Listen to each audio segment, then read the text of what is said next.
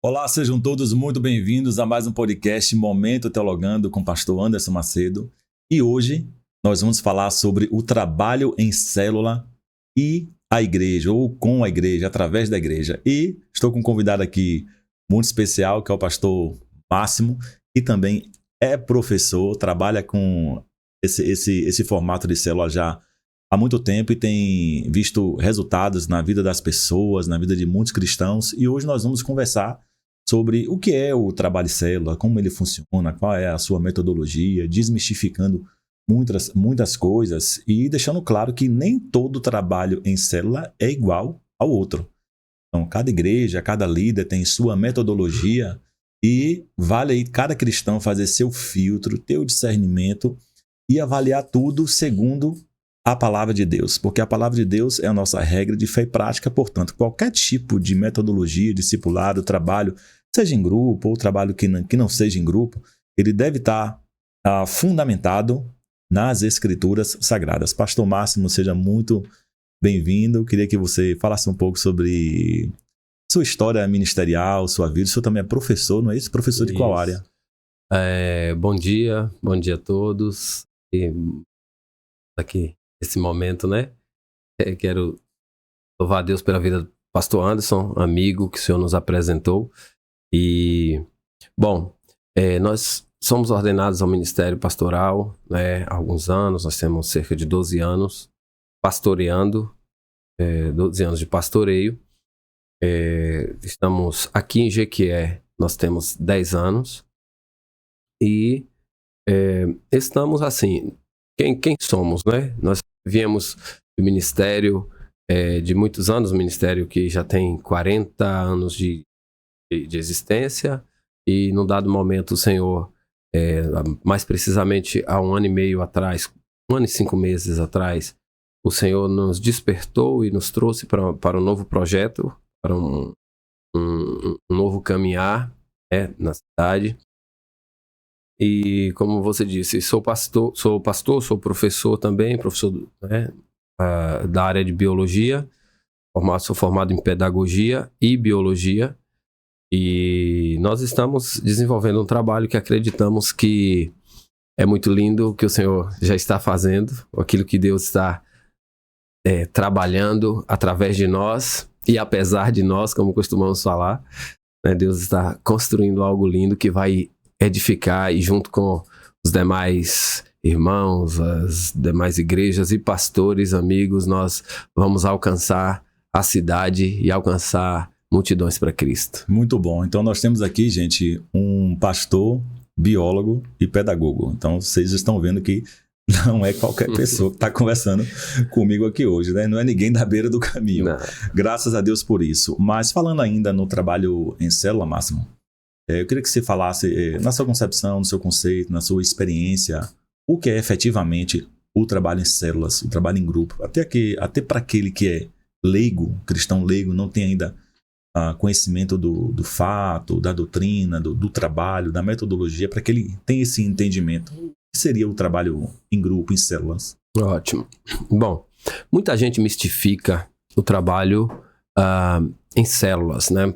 Alguns chamam o trabalho em células, o desenvolvimento de pequenos grupos. A célula é apenas uma nomenclatura que algumas igrejas, algumas denominações usam, mas o nome, a nomenclatura, na verdade, é o que menos importa. Alguns chamam de células, outros chamam de GC, que é grupo de convívio, outros que também trabalham com GC, que chama grupo de convivência. No nosso caso, nós chamamos grupo de convívio, GC. Não usamos exatamente a nomenclatura célula, às vezes falamos, mas é grupo de convívio. Alguns chamam apenas de PQ, pequeno grupo, ou seja, a nomenclatura é o que é o que menos define, digamos assim.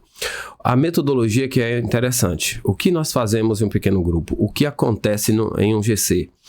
Nós, basicamente, é um lugar, normalmente em casa, nas casas das pessoas, onde nós recebemos pessoas, amigos, alguns já da igreja, outros amigos onde muitas pessoas têm dificuldade, resistência até de ir à igreja, mas quando convidamos a nossa casa para batermos um papo, conversarmos, tomarmos um cafezinho juntos, então é mais fácil trazer a pessoa vai se envolvendo ali.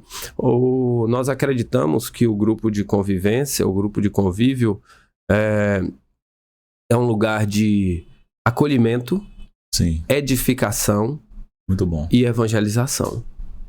Né? Porque ali nós recebemos as pessoas e ali as pessoas são realmente acolhidas, amadas, né? Elas se sentem. Eu posso ir até além nesse momento e lhe dizer, trazer uma diferença a respeito do, ou melhor, a importância de uma igreja trabalhar com um pequeno grupo. A igreja, à medida que ela vai crescendo, e é um objetivo da igreja crescer, à medida que a igreja vai crescendo, ela vai ficando, de certa forma, fria. Os relacionamentos vão ficando frios. Por quê? Porque à medida que cresce, é muita gente para dar atenção, é muita gente para receber atenção. Então, as pessoas acabam se acostumando em chegar na igreja e dar ali a paz do Senhor, aquele sorriso, e vai para casa. Perde a comunhão. Perde a comunhão. Nos pequenos grupos, as pessoas se conhecem. E o que eu posso compartilhar? Uma experiência que vivemos em uma das igrejas que pastoreamos, uma igreja já na época, 34 anos, quando nós chegamos lá, e tinha pessoas que já tinham 5 anos na igreja. E depois de um tempo, dentro de um pequeno grupo, em nossa casa, nós ouvimos um testemunho de uma menina, uma jovem senhora, que ela disse, eu estou muito feliz por estar aqui, porque há tanto tempo na igreja eu não conhecia, e citou o nome, eu não conhecia fulano, não conhecia tal, não conhecia, e citou várias pessoas que ela não conhecia. Há 5 anos convivendo dentro de uma igreja, e não conhecia uma igreja, assim, que não era uma igreja aproximadamente de 150 pessoas, Sim. mas que muita gente não se conhecia. Por quê? Porque não se relacionava. Ia cultuar, mas não havia relacionamentos fortes ali. O pequeno grupo promove os relacionamentos, fortalece os laços de amizade, de comunhão, que é a marca da igreja. E eu tenho certeza, Máximo, que o que não falta e nem pode faltar nesses pequenos grupos, independentemente de qual igreja que realiza e independentemente da nomenclatura, se é célula, se é pequeno grupo, se é GECEL, por exemplo, na Igreja Metodista Wesleyana, a qual faz parte, é GECEL, que são grupos de crescimento, evangelização e unidade. Independentemente de tudo isso, o que não pode faltar? Cristo, a palavra de Deus e oração. Eu tenho certeza que no trabalho que você realiza, certamente, indubitavelmente, tem esses 3 elementos principais e indispensáveis. Cristo, a palavra de Deus e oração. Isso faz com que as pessoas conheçam a Deus, promovam comunhão entre si e desenvolvam também sua experiência com a oração. E como você bem falou aí, eu queria citar um pouco essa parte do início, do começo desse trabalho, desde a sua história no mundo, até mesmo antes de chegar no Brasil, antes de chegar na Bahia, enfim. Essa questão do crescimento da igreja, ela vai crescendo tanto, vai tomando outras proporções e vai fugindo do controle do pastor. Então, se ele não fragmentar a liderança, ele perde uma administração pastoral saudável. Ele não vai conseguir apacentar com qualidade.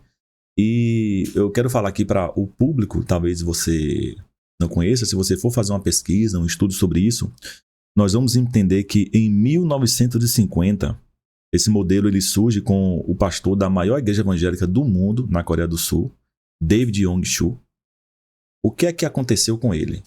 A igreja, que começou com 5 membros na Coreia do Sul, em uma tenda, se tornou uma igreja de milhares de pessoas, de mais de 1 milhão de pessoas. A maior igreja, inclusive, na perspectiva pentecostal, a maior igreja do mundo. E ele adoeceu. Esse pastor adoeceu, começou a ficar frágil.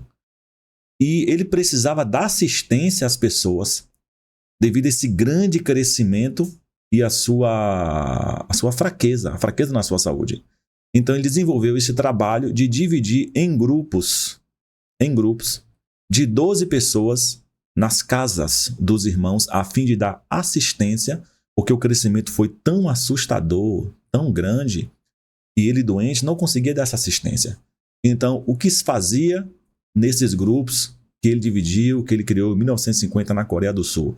Lá, as pessoas pregavam, ensinavam, ministravam ceia, as pessoas eram batizadas com o Espírito Santo. Pronto, o trabalho começa aí partindo dessa necessidade de crescimento, de assistência e de o pastor sair do púlpito e em busca das pessoas, dar assistência às pessoas. Depois disso, aí, o projeto do trabalho em grupos começou a ter outros desdobramentos, agora na Colômbia, através do colombiano César Castellano, que desenvolve agora essa questão também do G12. É claro que cada desdobramento que vai tendo, cada criação nova, aquela pessoa que está à frente, ele tem uma metodologia diferente. A gente não está aqui para julgar, porque é uma coisa agora dele com Deus. Se ele tem um desvio doutrinário ou se não tem, é dele com Deus. O que a gente não pode achar, Máximo, é que todo pequeno grupo que teve um desvio doutrinário é igual. Porque A, B trabalhou dessa forma, houve um misticismo. As pessoas começam a achar que todo trabalho em grupo tem misticismo.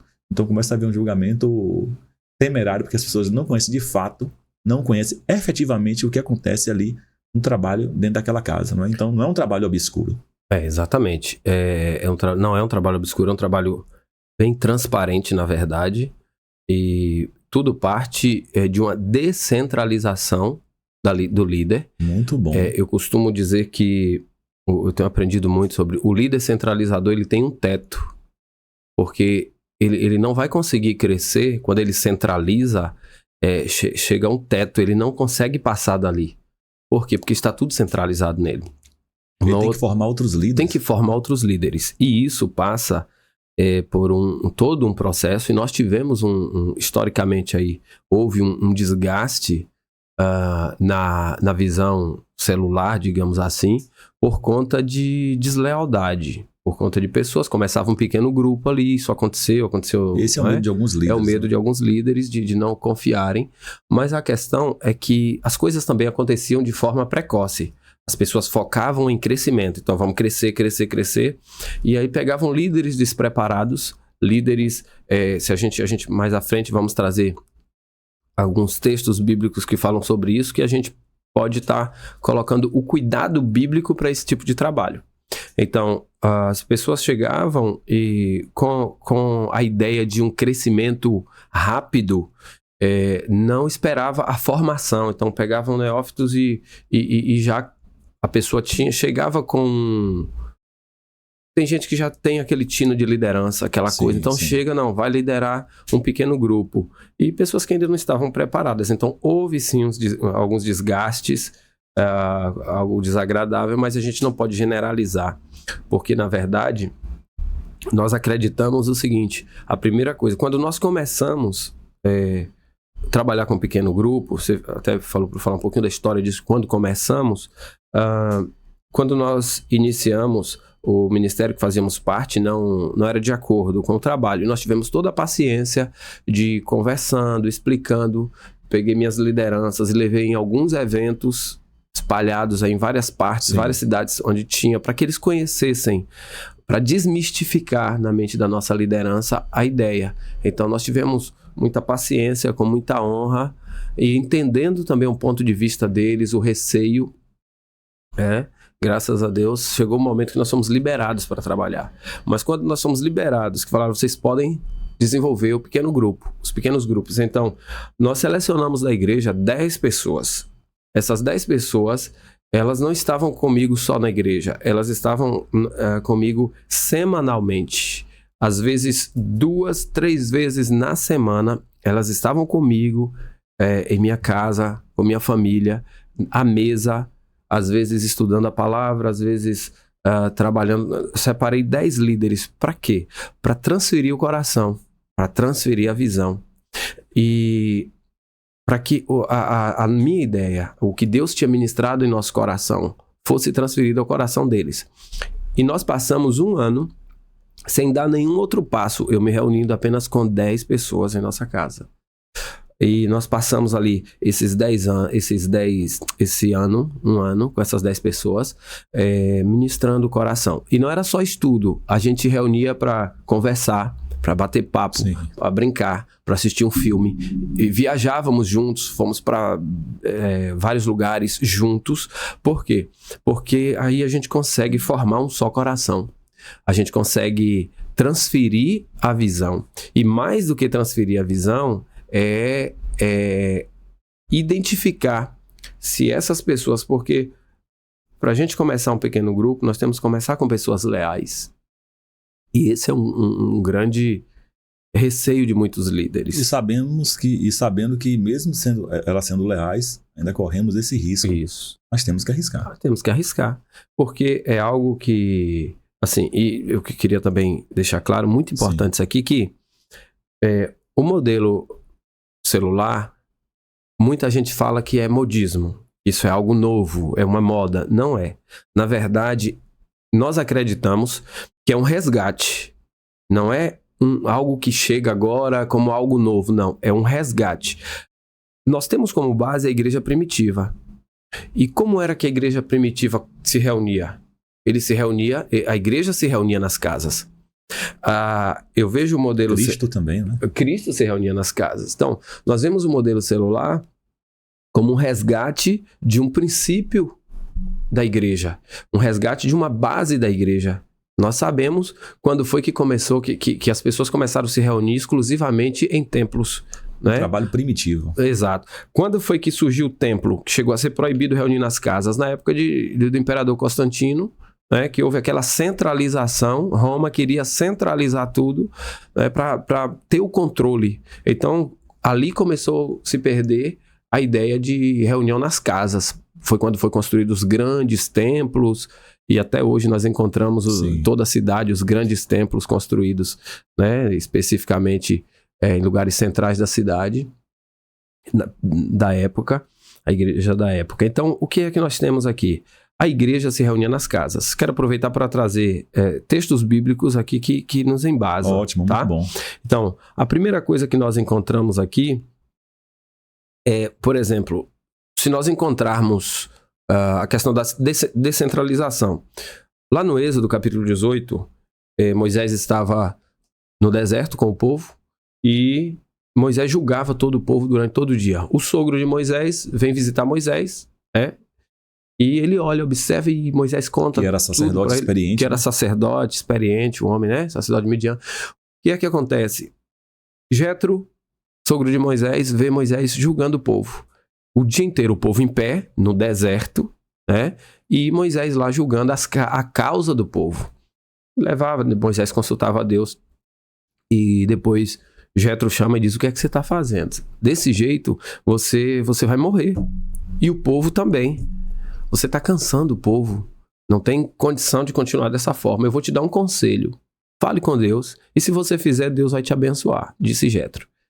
Então, Jétro aconselhou Moisés a desenvolver líderes, grupos, pequenos grupos, ao invés de milhões de pessoas ali na fila para ser atendido. Agora, Jétro aconselhou que Moisés fizessem grupos, né? E ele diz: prepara homens que sejam idôneos, homens que sejam tementes a Deus, né? Que o Espírito de Deus esteja sobre eles. Uma qualificação. Exatamente, que o Espírito de Deus esteja sobre eles e coloque sobre líderes de 1.000, de 100, de 50 e de 10. O que é que nós encontramos ali?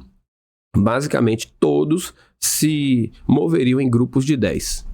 Porque agora Moisés, ele não estaria sobre os milhões apenas. Claro que ele era continuaria sendo o líder.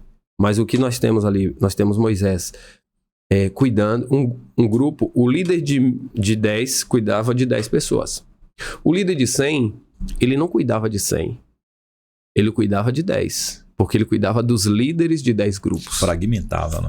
O líder de 1.000, ele não cuidava de 1.000 pessoas. Ele cuidava de 10 líderes de 100. sabe? Então, aí as demandas que tinha abaixo vinha para esse líder e que ia subindo o escalão. E os casos mais graves, que talvez não fosse resolvido, que precisava de uma intervenção, iria para Moisés. Então imagine o nível de qualidade de vida que Moisés passava a ter a partir daí, né? A qualidade de vida para o ministério. Nós sabemos que muitos líderes teriam um ministério muito mais longínquo, né? Do que se tivesse tido uma melhor qualidade de vida. Muitos líderes morreram pelo caminho. Sim. Né? Me foge aqui o nome de um, até falava ontem, um grande homem de Deus. Ele diz assim, eu recebi uma mensagem, Deus me deu uma mensagem e um cavalo. Eu matei o cavalo e a mensagem não foi entregue. Ele estava falando, isso já no final da vida dele, estava muito doente e morreu poucos dias, com 47 anos de idade. Porque ele se esforçou muito, muito, muito. Não cuidou do corpo, não cuidou de tudo e acabou morrendo cedo, encurtando um ministério que poderia ser muito mais promissor. Então, esse é um texto, o Conselho de Jétro. Sim. Nós temos Atos capítulo 5, versículo 42, quando diz: todos os dias, no templo e de casa em casa, não deixavam de ensinar e proclamar que Jesus é o Cristo. Então ele se reuniu no templo e se reuniu de casa em casa. Ou seja, não era em uma casa específica, era de casa em casa. De casa em casa. Entende-se claramente que os grupos iam formando a lei de casa, novos grupos, orando e falando de Jesus. Então, está amplamente, tanto no Antigo Testamento como no Novo Testamento, o trabalho em grupo, descentralizando os apóstolos também. Isso. Né? Porque as reuniões, como Roma estava sempre de olho ali, as reuniões, elas não podiam ser também aquelas grandes reuniões. Então, à medida que ia crescendo, e a Bíblia diz lá, Atos 2, e a igreja caindo na graça do povo, e todos os dias o Senhor ia acrescentando aqueles que iam salvando, né, que havia de salvar. Então, a igreja crescia, e à medida que crescia em uma casa, tinha que necessariamente ir para outra casa. Crescia ali, formava um novo grupo, e um novo grupo, e um novo grupo. E a igreja cresceu assim, nas casas. Atos 10, 27 diz, conversando com ele, Pedro entrou e encontrou ali reunidos muitas pessoas. Aqui está falando de, quando nós vamos ver versículo 44, nós vamos entender que, falando de Cornélio, o centurião, que cria em Cristo, chamou Pedro e, conhecendo o modelo dos cristãos, ele chamou Pedro para ir à sua casa, mas chegou lá, ele já tinha um monte de gente reunida, ele já reuniu um monte de pessoas para receber. Chamou vizinhos, amigos, exatamente, parentes, e foi a primeira família dos gentios a se converter ao evangelho. A primeira pregação do evangelho aos gentios.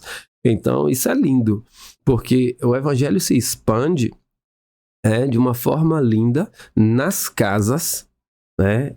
E a partir das casas, digamos assim, as pessoas são edificadas, são levadas, né?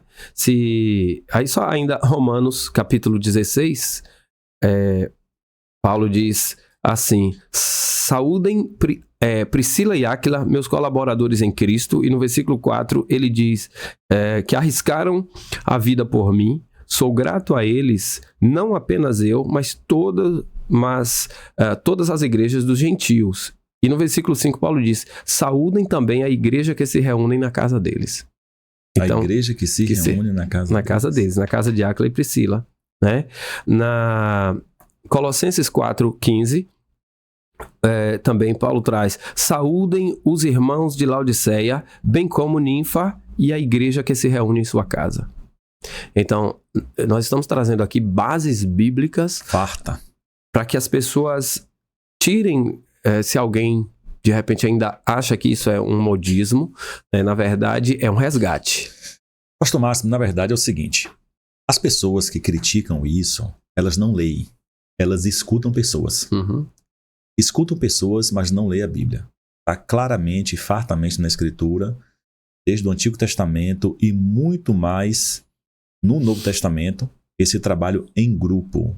O que acontece é que tem gente que fala assim: mas esse negócio de célula, essa palavra célula não está na Bíblia. As pessoas precisam entender, que o termo célula ou qualquer um outro é um termo técnico, só para identificar o que está sendo feito. Você, como é professor da área de biologia, eu penso que o termo célula é pela ideia de multiplicação. Exatamente. Assim como as células se multiplicam, os grupos ali naquelas casas vão se multiplicar e dar origem a outros grupos, não é isso? Essa é a ideia do célula, ou qualquer outro termo. Então, o grupo vai crescendo e aquele crescimento vai gerar outro grupo e outra coisa, pastor Márcio. Isso não tira, para que ninguém pense que isso é um movimento desigrejado, isso não tira o congregar na igreja. Então, a igreja que promove o trabalho em pequenos grupos, ou ela vai formar uma congregação, um ministério, que está em fase de formação, onde as pessoas vão congregar e ter comunhão, ou já existe uma igreja consolidada que está ali formando outros grupos, não é isso? Existe 2 modelos mais, assim, digamos, formas de trabalho. Existe a igreja com células e existe a igreja em células. A igreja com célula é uma igreja que ela tem todo o seu trabalho, ministérios, departamentos, tudo bem definido ali. E ela prioriza os ministérios, grupos de jovens, grupos de mulheres, né, de varões, e aí vai os departamentos. Essa igreja com células, ela tem tudo normalmente e tem células ou célula GC, como chama, tem um pequeno grupo em um determinado momento da semana, ok? A igreja em células, ela já é diferente da igreja com célula, porque a igreja em células, ela é uma igreja de fato, que ela tem os momentos no templo, não abre mão disso, nós não abrimos mão, né, nenhum modelo, mas a prioridade é a célula. Ela não deixa que nada na programação concorra com a célula. Por quê? O pequeno grupo...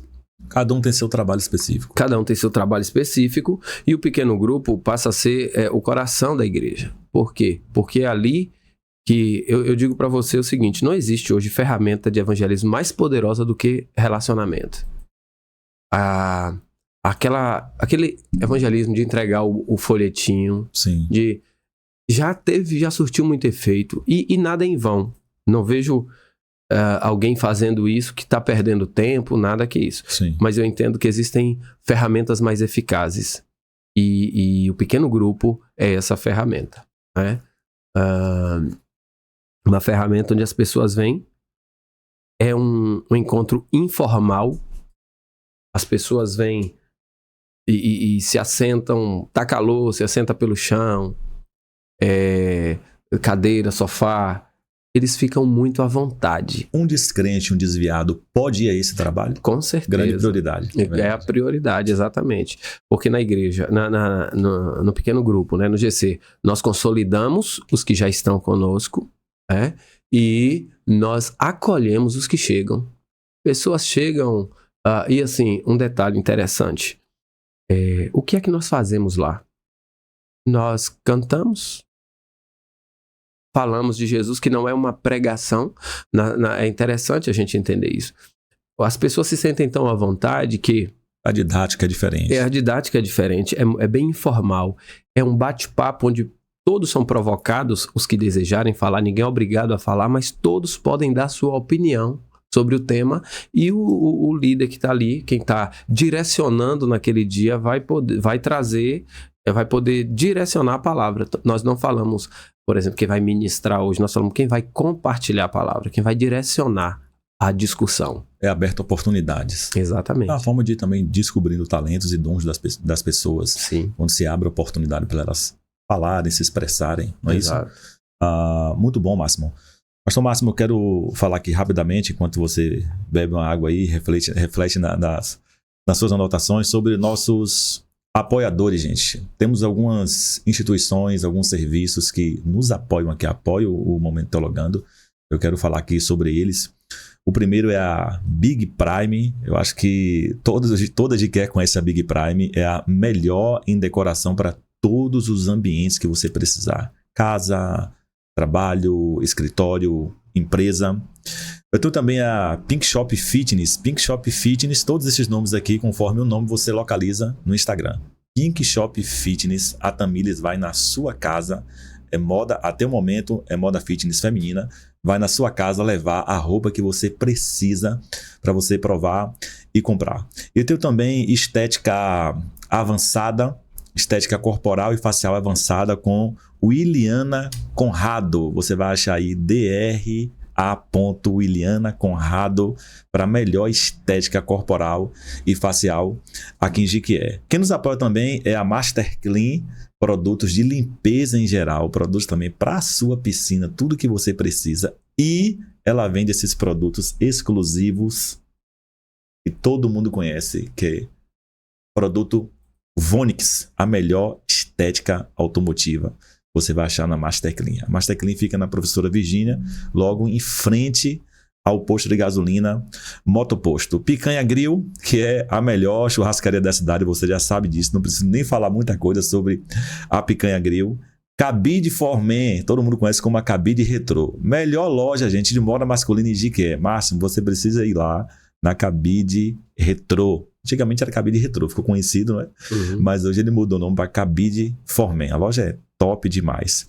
E estética automotiva Estúdio Car. Gente, a melhor oficina de serviços para estética do seu veículo. Eu fiz esse serviço lá no meu carro.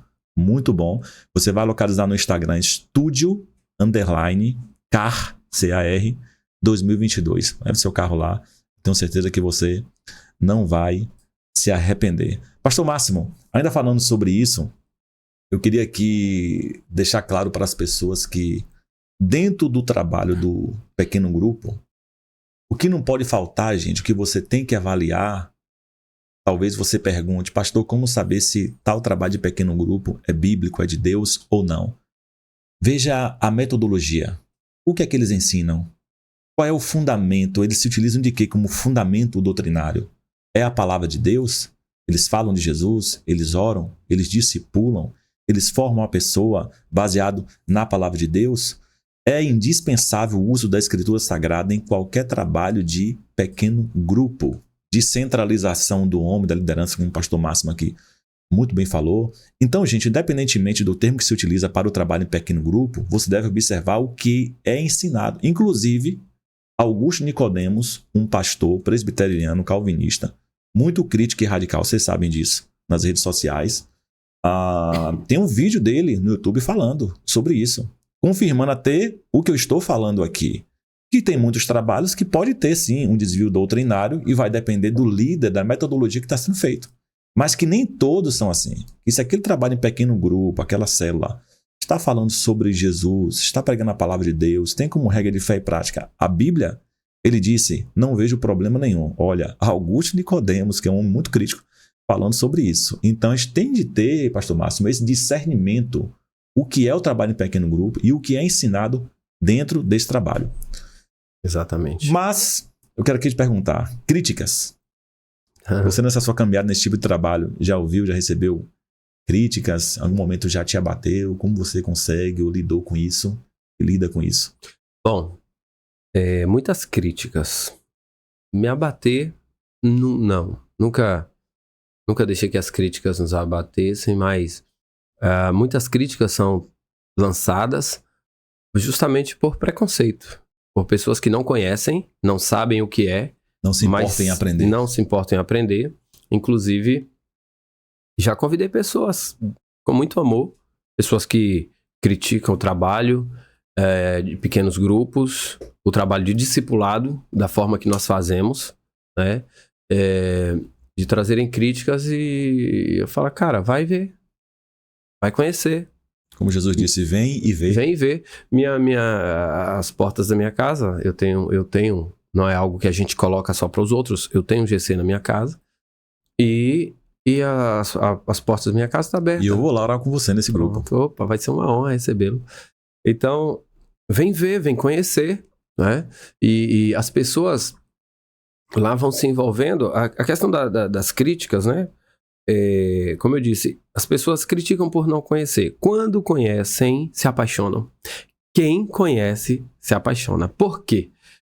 Porque você falou de 3 princípios, eu gostei que você falou que tem que ter, né? Você falou Sim. Cristo, A palavra, e oração. Tem um quarto que eu quero acrescentar. Sim. É comida, irmão. Comida, com certeza. Não pode faltar comida. Não pode faltar. Nós terminamos com uma comunhão poderosa. Tem um momento ali que nós adoramos, que nós, né... Sem glutonaria, viu, crente? Isso aí. Sem glutonaria. Com muito cuidado, de preferência saudável, lanches saudáveis. E nós, quando terminamos ali, esse é o segredo. Ali o pessoal fica tomando o cafezinho, fazendo o lanche, a comunhão, e pessoas começam a conversar. Pessoas que chegam a primeira vez, elas são abraçadas, então o pessoal é muito... o pessoal é treinado para serem intencionais nesse momento. Sim. Né? Então, eles chegam para as pessoas para dar atenção, porque as pessoas, Anderson, estão hoje carentes de atenção. Eu lhe digo uma coisa, recebi pessoas na igreja que ficaram com a gente por um motivo. Porque quando chegou, recebeu um abraço. E a pessoa fala assim, faz muito tempo que eu não ganho um abraço. Meu Deus. Faz muito tempo que eu não sei o que é um abraço. As pessoas, à medida que já vem nessa questão de se tornarem frias, e a pandemia trouxe, evidenciou mais isso, até distanciou mais as pessoas, tornou as pessoas mais frias. E muita gente, o que as pessoas querem ser ouvidas. É interessante que no momento desse de comunhão, a gente senta com as pessoas e a gente acha que a gente vai falar. Elas só querem ser ouvidas. Tá? Mas quem não conhece vai sempre jogar pedra, criticar. Foram muitas críticas e ainda acontecem, né? Ainda acontecem, mas nós temos que ter convicção da visão que o Senhor nos deu. Convicção daquilo que Deus nos deu. Assim, a visão,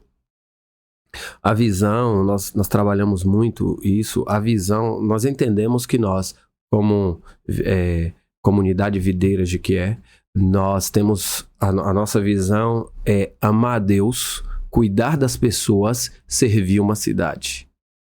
Sabe? Essa é a visão da videira. Então, amar a Deus, cuidar das pessoas, servir uma cidade. O Senhor nos trouxe para isso. Nós acreditamos muito nisso, no que temos a derramar sobre essa cidade, sobre Jequié, não com exclusivismo. Sim. Sabe? Não somos nós, mas juntos, né, no reino, no movimento de reino, nós vamos alcançar essa cidade. Muito bom. Essa palavra que você falou, exclusivismo, é importante, gente, porque ele disse, sem ser exclusivista, né? Porque a gente precisa falar sobre isso, porque o método do trabalho em grupo não é a única forma eficaz de um trabalho evangelístico e discipulado, não. Ela é uma ferramenta de trabalho de discipulado, uma ferramenta de trabalho de evangelismo, de formação, de descentralização. Então, ninguém aqui está pregando dizendo que esse trabalho é o único eficaz, o único que dá certo. Não. É um conjunto de elementos, não é, que a gente vai se utilizando na aplicação da palavra de Deus para promover a fé e o crescimento. E também não significa que só a igreja que trabalha com isso, que ela é exclusiva no crescimento perfeito. Não, não é nada disso. E o pastor Máximo falou aí sobre a comunidade videira. Eu queria que ele falasse nesse momento, gente, existe aí um novo projeto chegando para a Jequié, que é a comunidade videira, vem aqui de Vitória da Conquista. Ele já compartilhou comigo desse projeto. Não é a mesma igreja videira que nós temos aqui em Jequié, na César Borges, tá? A videira que temos aqui em Jequié é uma bênção de Deus, as pessoas de lá são bênçãos de Deus. Nós sabemos disso. Realiza um trabalho muito bom também, mas não é a mesma igreja, tá? Aqui é uma igreja videira. O projeto que ele vai iniciar aqui, também com outro pastor, é Comunidade Videira. Eu gostaria que você falasse desse projeto que está vindo para aqui, quem é o pastor, vem de Vitória da Conquista, como é que está o andamento disso? Há 10 anos atrás, o Senhor me apresentou um amigo. 10 anos. Na verdade, vai fazer 10 anos agora. Jonatas, pastor Jonatas, da igreja, da comunidade videira em Vitória da Conquista. Né? Então, nós temos... A igreja fica lá na Avenida Filipinas, Vitória da Conquista, uma igreja tem contribuído muito na cidade, muito com a cidade. Uma igreja com uma cara jovem, mas que recebe todas as pessoas de toda a faixa etária, está lá, e é incrível o trabalho que eles têm feito. Só que nós nos conhecemos há 10 anos. E nesses 10 anos a gente vem caminhando junto, viajamos juntos, já fomos em diversos eventos fora, conhecer outros lugares, outros pastores, outras estruturas, coisas que nós gostamos, porque nos inspiram. Pastores que já têm mais tempo de caminhada, bem-sucedido no seu ministério, Sim. E nós gostamos de estar com essas pessoas para que a gente aprenda. Eu aprendi que a melhor mesa para estar é a mesa onde eu sou o menor, né? Para sentar, ouvir, aprender. E a gente faz muito isso. Então, o pastor Jonatas é inclusive mais novo que eu, mas um jovem pastor que tem feito um trabalho incrível. E nesses 10 anos nós fomos desenvolvendo amizade. Mas não imaginávamos que caminharíamos juntos dessa forma. Quando o Senhor nos trouxe a ideia, nos trouxe a convicção de que estava na hora da gente começar um novo projeto, né? Nós conversamos com a liderança do ministério anterior, que fazíamos parte, fomos abençoados, graças a Deus foi tudo debaixo de honra, debaixo de bênção. O ministério fez uma festa. Na verdade, o ministério não entendeu como uma ruptura, mas sim como um envio, né? Como que estivesse nos enviando para um novo projeto. E a gente decidiu, Anderson, ficar 1 ano orando sem abrir igreja, sem fazer nada, por cuidado com a igreja que nós pastoreávamos antes, para que as pessoas não migrassem, porque se a gente sai daqui e já abre uma nova igreja, as pessoas, sabe? Então, Sim. Nós decidimos ter esse cuidado e nós ficamos 1 ano, na verdade 1 ano e 4 meses sem movimentação, apenas reunindo com a família em casa, visitando igrejas, visitando amigos, mas reunindo em casa com a família e pastor Davi, pastora Josley, que já estavam com a gente, e o jovem Nael, são parceiros.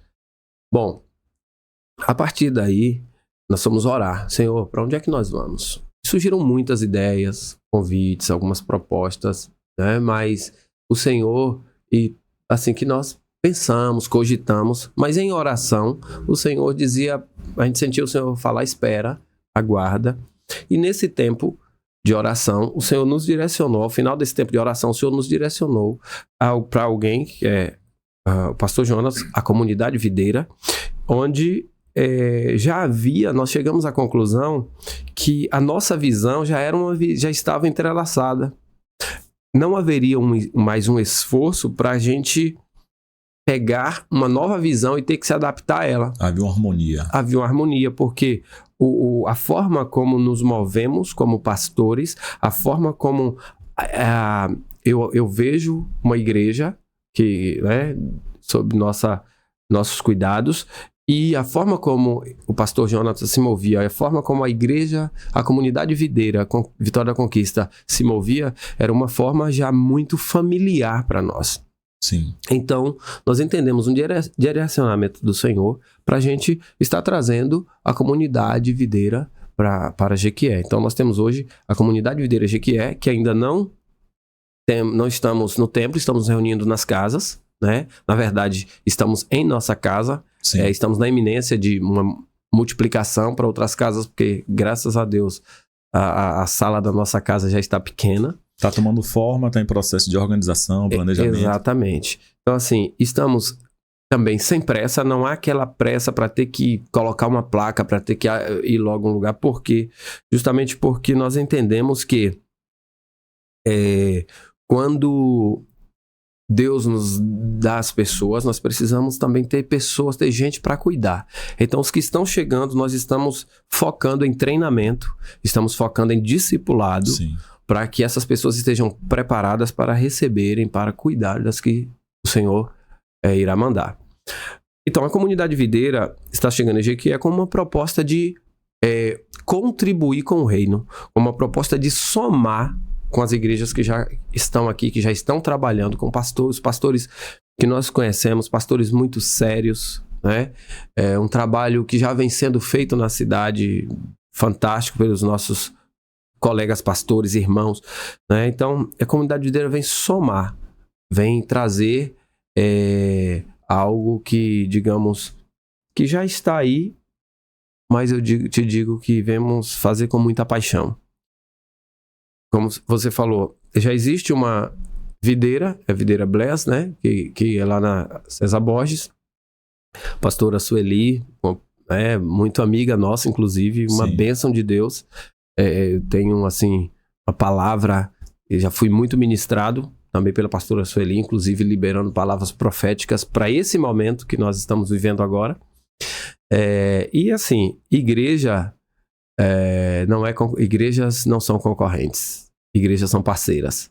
Nós formamos o corpo de Cristo, né?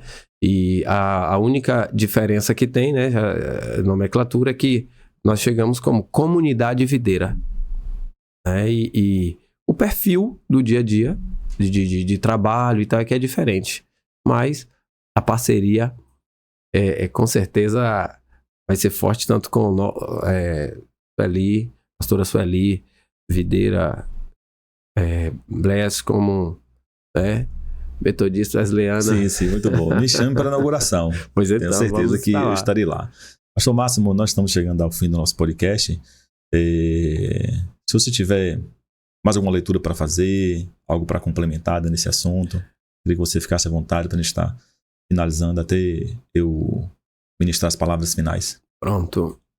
Eu queria aproveitar para falar de um ponto dentro do trabalho em pequenos grupos, que é o discipulado. Nós acreditamos em um discipulado, tem um amigo que fala tete a tete. Sim.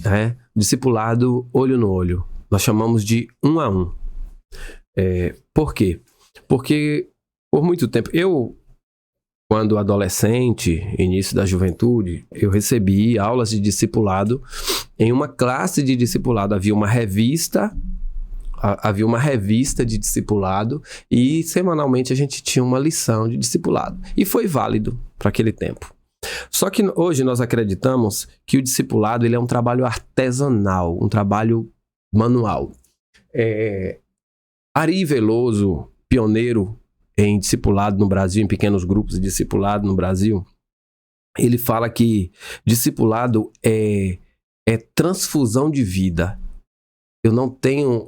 Porque o que é um discipulado? Quando nós somos discipulado, é fazer discípulo. É cumprir o que Jesus diz em Mateus 28, 19 e 20. Jesus, quando ressuscita, que vai encontrar com os discípulos na Galileia, ele diz, todo poder me dá no céu e na terra. Agora, ele diz, vão e façam discípulos de todas as nações, batizando-os em nome do Pai, do Filho e do Espírito Santo e ensinando-os a guardar tudo que eu vos tenho ensinado. Então, Jesus está dando a ordenança, porque nós acreditamos que é a grande comissão. Jesus está dizendo, ele não diz, vão e façam membros apenas. Jesus está dizendo, vão e façam discípulos. E o discípulo, ele tem como referência o mestre, ele tem como referência a pessoa que está lhe ensinando, lhe formando. Então, não é algo apenas de transmitir conhecimento. Esse é o segredo. O discipulado não é algo de só transmitir conhecimento. Jesus não só transferiu conhecimento para os discípulos. Jesus trabalhou, vida na vida. Jesus caminhou, transferiu vida. Tanto que essa palavra, quando eu vejo Jesus dizendo para eles, vão e façam discípulos, Jesus caminhou 3 anos com eles. Eu estou vendo Jesus dizendo assim, ei, vocês sabem o que eu fiz com vocês, agora vão e façam o mesmo. Então a transferência de vida, de princípios, de valores morais, éticos, exatamente, e espirituais. Porque muitos acham que discipulado é transferir conhecimento. Só acontece discipulado se eu trago o discípulo para caminhar comigo. Porque o discipulado ele é na caminhada, é no dia a dia.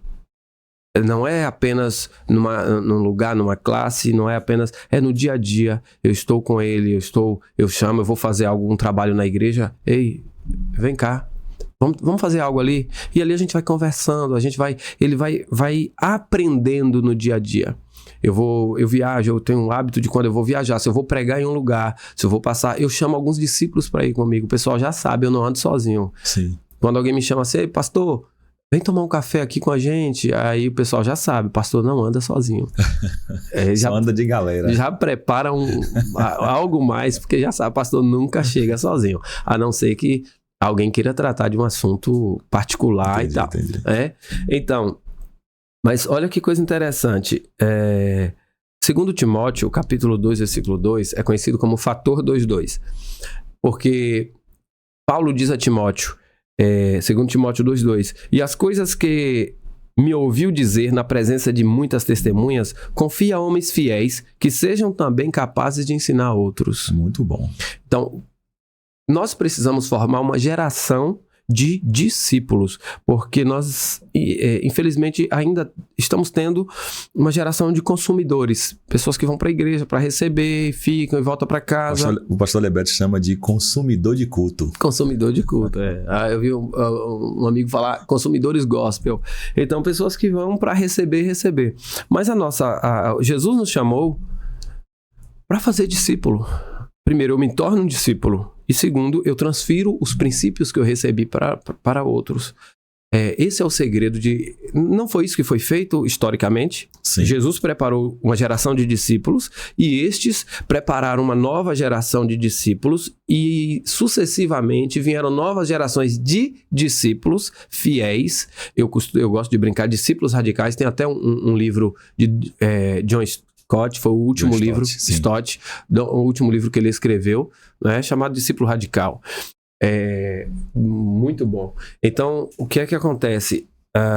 Nós temos a responsabilidade. O evangelho chegou até nós justamente porque isso foi passado adiante. E agora nós não podemos falhar. Nós não podemos falhar, porque não podemos nos conformar em ter na igreja pessoas rasas, apenas que vão para um mover na igreja e voltam para suas atividades diárias como uma pessoa comum, normal. São discípulos. E te digo mais.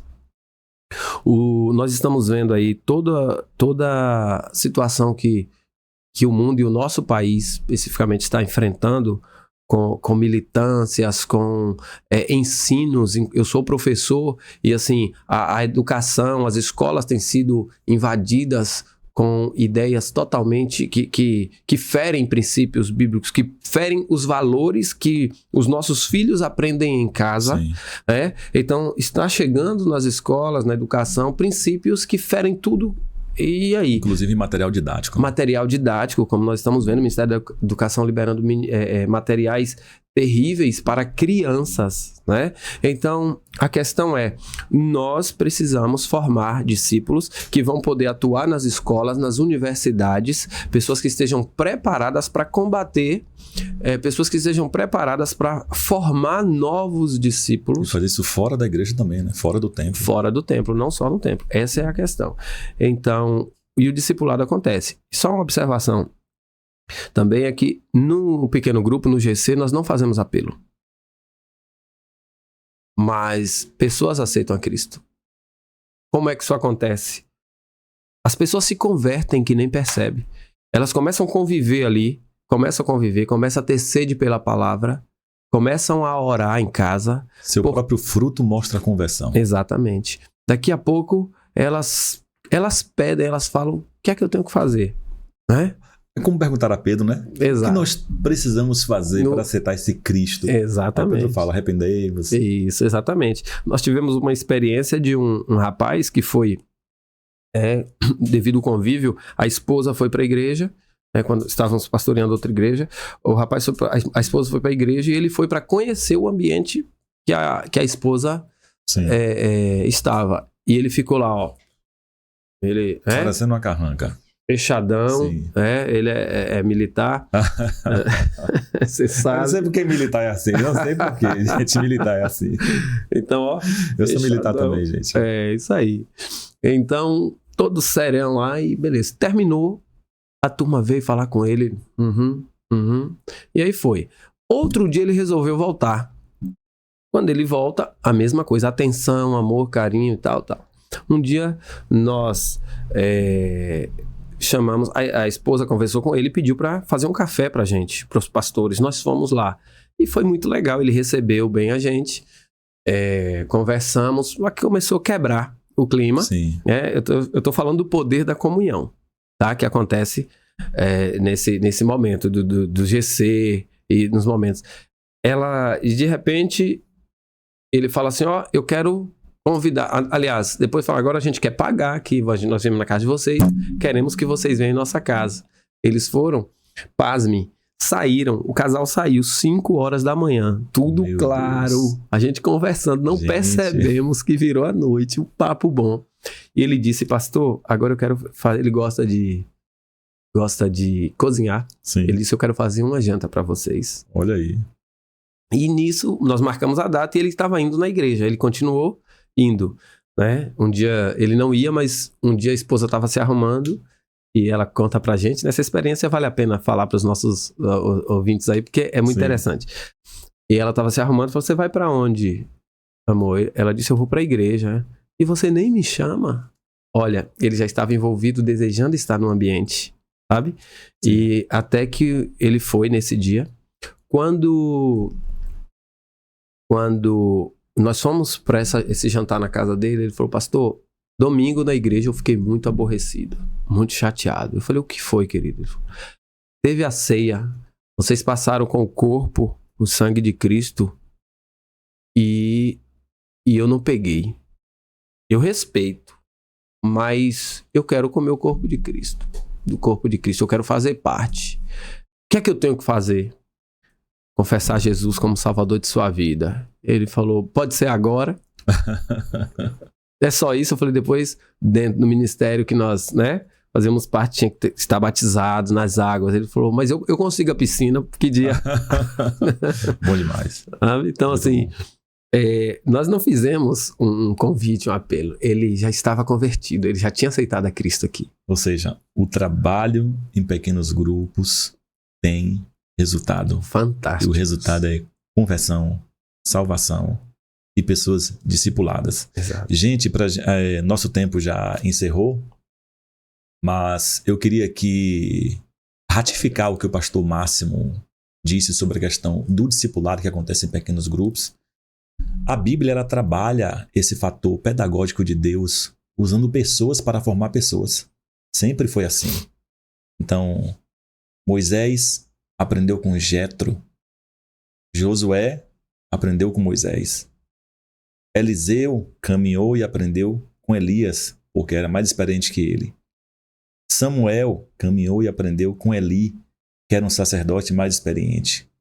Timóteo aprende e cresce aos pés ali de Paulo, do apóstolo Paulo. Então essa pedagogia de Deus, de usar pessoas para formar pessoas, é um discipulado, onde se transfere vida, princípios, formação, e hoje nós temos dificuldade em algumas pessoas se submeter a outra para aprender, para ouvir, mas isso está fartamente na Bíblia. Deus usa pessoas para discipular outras pessoas. Então, como você vai observar se um trabalho em pequenos grupos é legítimo, é bíblico, é puro? O que é que ele se utiliza como metodologia? É a palavra de Deus como instrumento indispensável? Então é um trabalho saudável. Anuncia Cristo, ora, glorifica a Deus. Então é um trabalho saudável. Então é isso que a gente deve ter em mente. O que se utiliza, qual é a metodologia, qual é a ferramenta espiritual que se aplica ali, se é a palavra de Deus, se aquilo foge da palavra de Deus. Então tudo isso deve ser avaliado. Pastor Máximo, quero agradecer sua participação aqui, foi muito bom esse esclarecimento, esse compartilhamento de experiências falando sobre o trabalho em pequenos grupos, o que alguns chamam em células, e espero que em outros momentos nós estejamos juntos para compartilharmos aí da palavra de Deus. Muito obrigado, Deus te abençoe. Gente, até o próximo Momento Teologando. E você que não é inscrito ainda no canal, aí embaixo tem aí inscrever-se, clica, se inscreve. Alguns cortes também vai estar aí publicado no Instagram, @PR Anderson Macedo. Deus te abençoe e até o próximo Momento Teologando. Até mais. Abençoe. Obrigado. Amém. Isso aí. Nós que agradecemos estar aqui.